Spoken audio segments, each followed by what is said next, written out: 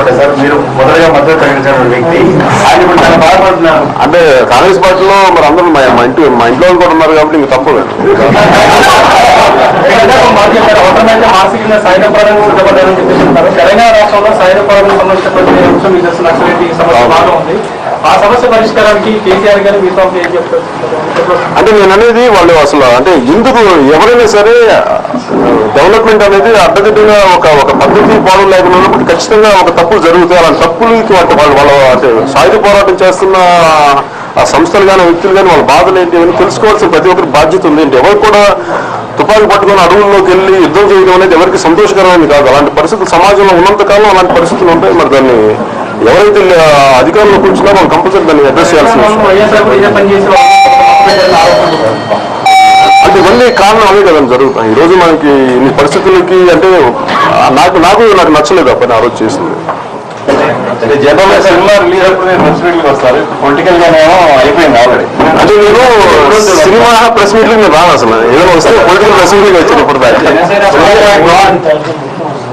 God వస్తుంది. ఈ election లో క్యాండిడేట్స్ ఒకవేళ జనసేనకు వస్తామంటే ఆహ్వానిస్తారా లేకపోతే కొత్త యువతకి ఎవరైనా మళ్ళీ చెప్పండి.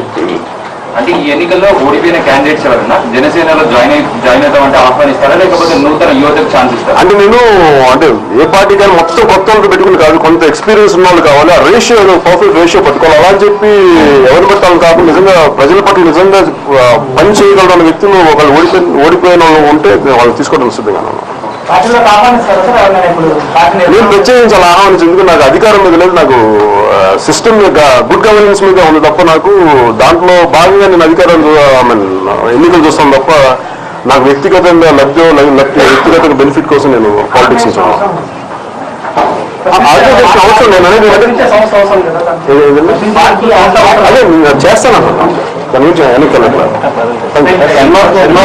చెప్పాలంటే తమ్ముడు సోమరెడ్డి అన్నయ్య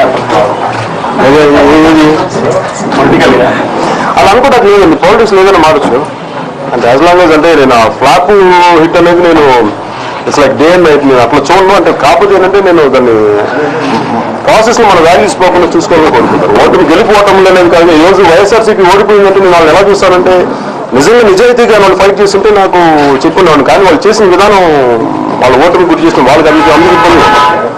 ఇది మా ఇంట్లో కంటే కూడా మీరు ఆ విధంగా చూడండి.